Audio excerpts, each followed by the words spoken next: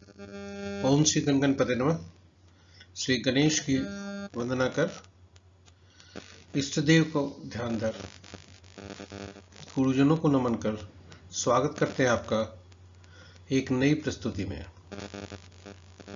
लोगों के सुझाव के अनुसार हमने विवाह और वाहन में खरीदने का मुहूर्त 2025 का पोस्ट किया था।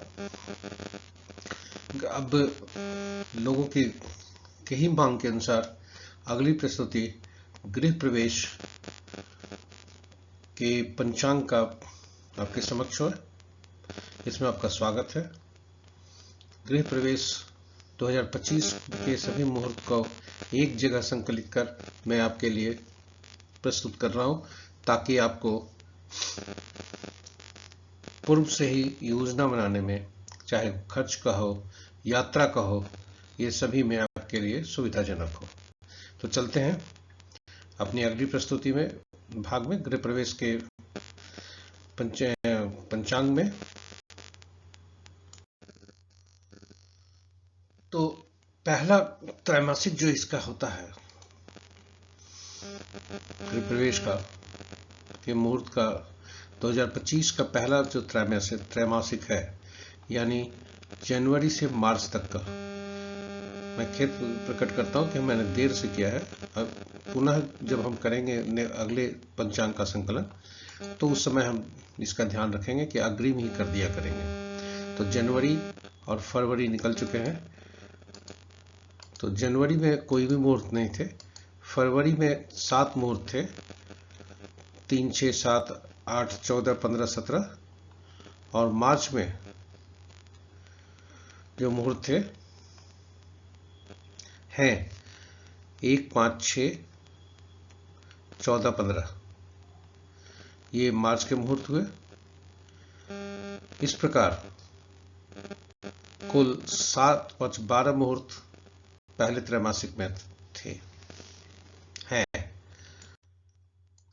यदि गृह प्रवेश के वर्ष 2025 के दूसरे त्रैमासिक में हम अगर ये देखते हैं कि कितने मुहूर्त हैं, तो अप्रैल में मात्र 1 मुहूर्त है, मई में 10 मुहूर्त हैं, अप्रैल में 30 तारीख को केवल 1 मुहूर्त आता है, मई में 1 तारीख, 1 मई, 7 मई, 8 मई, 9 मई, 10 मई, 14 मई, 17 मई, 22 मई, 23 मई, 28 मई, कुल 10 मुहूर्त हैं। वहीं जून में 2 मुहूर्त हैं, 4 जून और 6 जून। इस प्रकार यदि दूसरे त्रैमासिक में देखें तो कुल 13 मुहूर्त बनकर आते हैं।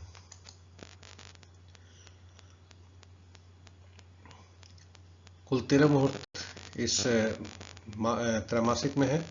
दूसरे त्रैमासिक में जुलाई से अगस्त और सितंबर, ये 3 मास का है। तो जुलाई में कोई मुहूर्त नहीं है, अगस्त में भी कोई मुहूर्त नहीं है, और सितंबर में भी कोई मुहूर्त बनकर नहीं आ रहे। तो गृह प्रवेश के जुलाई, अगस्त, सितंबर में कोई भी मुहूर्त नहीं है।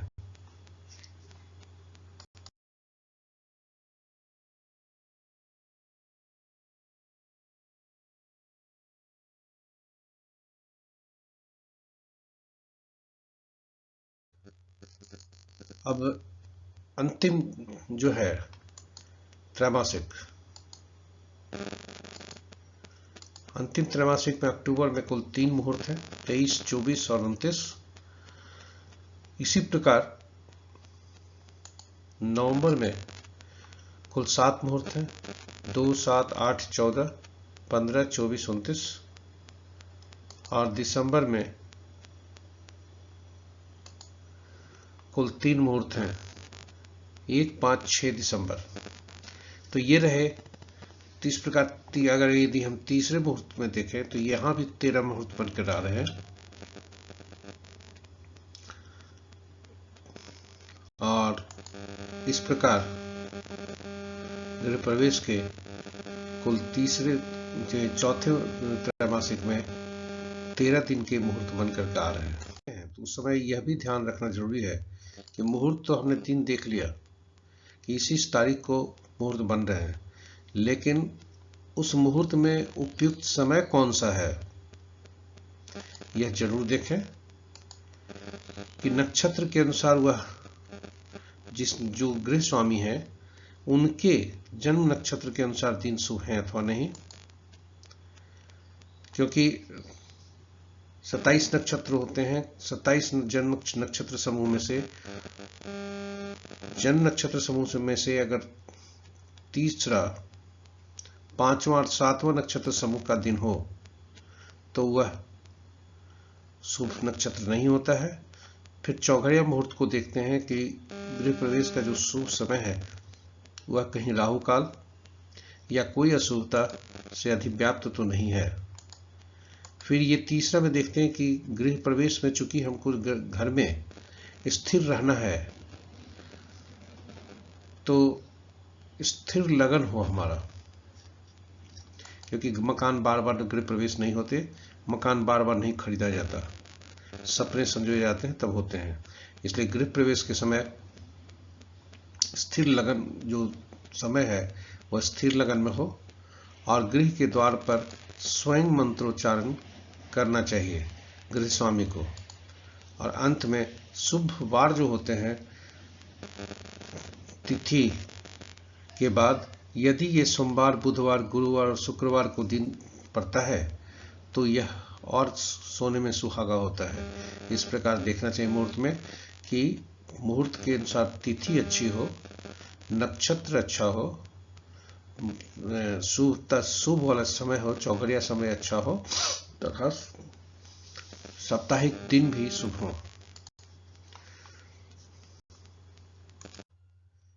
गृह प्रवेश जब हम करते हैं तो पंडित द्वारा ओम गणेशाय आवाहयामि का मंत्र पढ़ा जाता है और नए गृह प्रवेश में करते समय गृह स्वामी कम से कम 10 बार दरवाजे पे, गेट पर वक्रतुंड महाकाय सूर्यकोटि समप्रभा निर्विघ्नं कुरु मे देव सर्वकार्येषु सर्वदा इस मंत्र का जाप अवश्य करना चाहिए, कम से कम 10 बार, और तब गृह प्रवेश करना चाहिए। नए गृह प्रवेश करते समय इस बात का ध्यान दें कि गणेश जी की मूर्ति, दक्षिणावर्ती शंख, श्री यंत्र को साथ में लेकर जाएं। साथ ही मंगल कलश में शुद्ध जल भरकर उसमें आम या अशोक के 8 पत्तों के बीच नारियल रखना चाहिए। कलश और नारियल या पर कुमकुम से स्वस्तिक का चिन्ह बना देना चाहिए। नए घर में प्रवेश करने के लिए नारियल, पीली हल्दी, गुड़, चावल, दूध आदि का उपयोग करना चाहिए। लेकिन अब देखते हैं नए घर के में प्रवेश करने के बाद क्या करना चाहिए। घर में प्रवेश करते समय दाहिना पैर आगे की ओर रखना चाहिए। गृह प्रवेश करने के बाद भगवान गणेश का ध्यान कर गणेश जी के मंत्र के साथ ईशान कोण में पूजा करना चाहिए और कलश की स्थापना करना चाहिए। रसोई घर में भी दक्षिण पूर्व में भी पूजा करनी चाहिए और चूल्हे, पानी रखने के स्थान, स्टोर आदि में धूप दीपक के साथ कुमकुम, हल्दी, चावल आदि से पूजन कर स्वस्तिक चिन्ह बनाना चाहिए। गृह प्रवेश के दिन दूध उबालना शुभ होता है और गृह प्रवेश करने के बाद कम से कम 40 दिन घर खाली नहीं छोड़ना चाहिए। ये रहे महत्वपूर्ण सूत्र गृह प्रवेश के। आशा करते हैं यह आपके लिए उपयोगी सिद्ध होगा और गृह प्रवेश आपके लिए शुभ हो, मंगलमय हो। इन्हीं शब्दों के साथ नवग्रह जो गृह प्रवेश हुआ सो वह मंगलकारी हो, शुभकारी हो, प्रसन्नता उसमें बराबर बरकरार रहे, नवग्रहों की कृपा हो, वास्तु देवता की कृपा हो और सभी आपके इष्टजन, इष्ट देवता की भी कृपा बरसते रहे।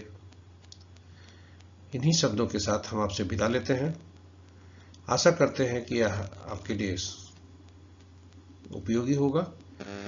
डेटा इस प्रस्तुति में जो भी लिए गए वह दृक् पंचांग से लिए गए हैं।